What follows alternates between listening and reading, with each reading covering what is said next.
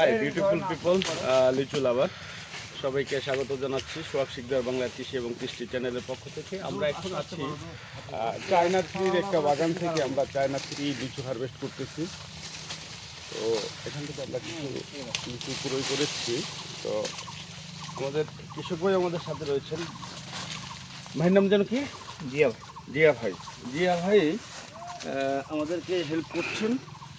আপনারা দেখছেন যে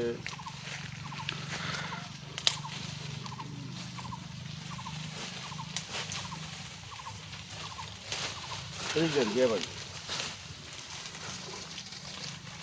ভাই, আমি যতটুকু জানি চায়না থ্রির সাইজ তো আরো বড় হয় না ভাই। এটার স্পেশালিটি কি? আপনি কি মনে করতেছেন যে ফলনটা এসেছে এটা বাম্পার ফলন? আপনার কম হয় ভাই, একটু এদিকেছে না, লিচুর সংখ্যা একটু কম হয়, এটা ঠিক হয় আছে, মানে একেবারেই কম হয়, সেজন্য এটা দাম বেশি। এই জন্য কি দাম বেশি? এই জন্য দাম বেশি।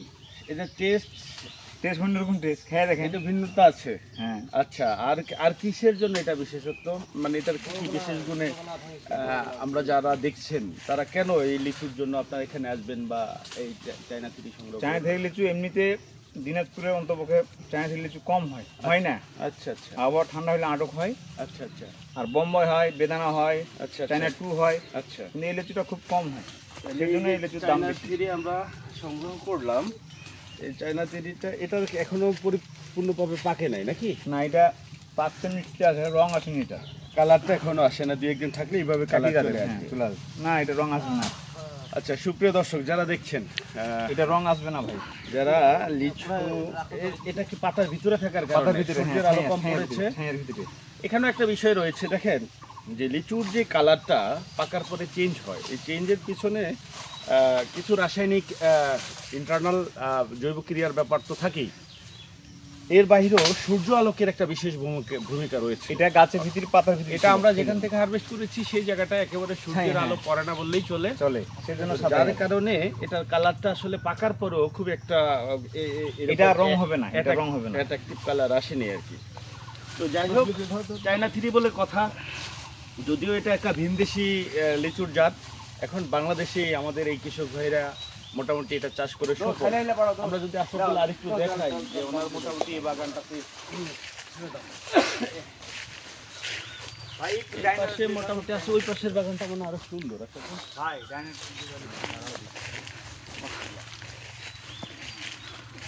মানে অন্যরকম একটা অনুভূতি। আপনার ডানে লিচু, বামে লিচু, উপরের লিচু, নিচে লিচু, মানে লিচুময় একটা পরিবেশের ভিতরে আছি আর কি। যারা আমরা বাংলাদেশের অপর অপর অঞ্চলে থাকি তারা আসলে এটা নিচে এই যে ঝরে পড়া যে লিচুগুলি রয়েছে, এতটুকু লিচুও অনেকের কাছে স্বপ্নের মতো। বাট এখানে যেটা দেখতে পাচ্ছি সেটা হচ্ছে যে এই লিচু বাগানে প্রচুর পরিমাণ লিচু পড়ে যাচ্ছে। অর্থাৎ লিচুর কিছু জিনিস থাকে, আবার কিছু হচ্ছে একটু বেশি পেকে গেলে হারভেস্ট করার একটু লেট হলে কিছু জিনিস ঝরে যায়।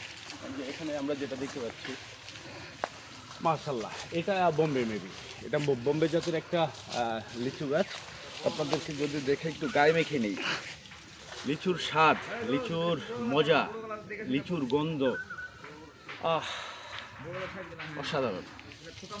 দেহ, প্রাণ, মন মানে পরিপূর্ণভাবে যদি আস্বাদন করতে চান লিচুর যে স্বাদ বা মজা, তাহলে এভাবে একটু লিচুকে গায়ে মেখে নিতে হবে, লিচুর গ্রান নিতে হবে। এরপরে যদি সম্ভব হয় একটু গাছ থেকে এভাবে একটা একেবারে তাজা ফ্রেশ। ভাইয়ের নাম যেন কি? বাগানি ভাইয়ের নাম জিয়া ভাই। একটা লিচু কি আমি বাগান থেকে পেরে খেতে পারবো নিজে হাতে? ধন্যবাদ আপনাকে। এটা হচ্ছে কি, অ্যাকচুয়ালি জিয়া ভাইয়ের কাছ থেকে আমরা কিছু লিচু ক্রয় করেছি, বাট নিজে হাতে গাছ থেকে পেরে পাকা একটা ফল খাওয়ার যে মজা, এটা থেকে আসলে নিজেকে বঞ্চিত করতে চাচ্ছিলাম না আর কি। তাহলে জিয়া ভাই দুইটা নেই, আশরাফুল একটা, আমি একটা। ধন্যবাদ আপনাকে। আশরাফুল কোনটা নিব বলেন? এই দুইটাই পাশাপাশি আছে, একই সাইজের। হ্যাঁ, একটা আশরাফুলের জন্য ধন্যবাদ, আর একটা নিচ্ছি। একটু লোভ লাগিয়ে দেন দর্শকদেরকে যারা দেখছেন, বন্ধু বান্ধব, আত্মীয় পরিজন। অ্যাকচুয়ালি ব্যাপারটা হচ্ছে এরকম যে পৃথিবীর সকল প্রান্তে আপনি সব ধরনের সুবিধা একইভাবে একই রকম পাবেন না। এটাই হচ্ছে সৃষ্টির বৈচিত্র্যতা। পৃথিবীর এক এক অঞ্চলে যে যেখানে রয়েছেন, যারা ইউরোপে রয়েছেন, আপনারা ইউরোপের বিভিন্ন সৌন্দর্য দেখে বা বিলাসী জীবনযাপনে আপনাদের জীবনকে সমৃদ্ধ করছেন।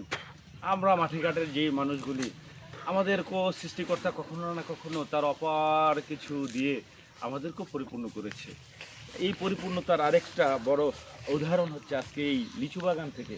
আচ্ছা, এই দিকটায় এইটা একটু ধরেন ভাই, এখান থেকে।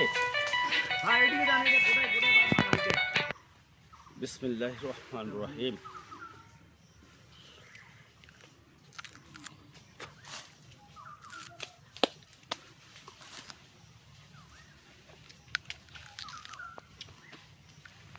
আসলে আমি সায়েন্টিফিক বিষয়গুলি অত ভালো না জানলেও বিভিন্ন সায়েন্টিস্টের কাছে শুনেছি, আপনি যখন কোনো একটা খাবারকে চোখে দেখবেন, তখন ব্রেন আপনার বিভিন্ন ইন্দ্রিয়কে সিগন্যাল দেয়।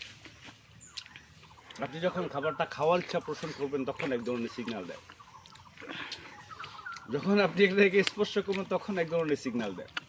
যখন আপনি আপনার পঞ্চ ইন্দ্রিয়ের অত্যন্ত গুরুত্বপূর্ণ অংশ জিহ্বা বা দাঁত এসবের সাথে স্পর্শ করবেন, তখন একটা সিগন্যাল দেয়। আসলে লিচু স্পর্শ করা, লিচু মুখে দেওয়া, এই সিগন্যালটা আসলে আজকে বুঝতে পারছি যে সায়েন্টিফিক সিগন্যালটা আসলে ব্রেন কীরকম দিয়ে থাকে। তো আশা করি বাংলাদেশের অপর অঞ্চলে যারা লিচু লাভার রয়েছেন, এই লিচুর ভরপুর মৌসুমে আপনারা আপনাদের পছন্দের লিচুটাকে সংগ্রহ করে লিচুর স্বাদ আস্বাদন করে আপনাদের ব্রেনের সিগন্যাল, হৃদয়ের সিগন্যালকে বুঝতে পারবেন। বাই বাই, টাটা, আল্লাহ হাফেজ।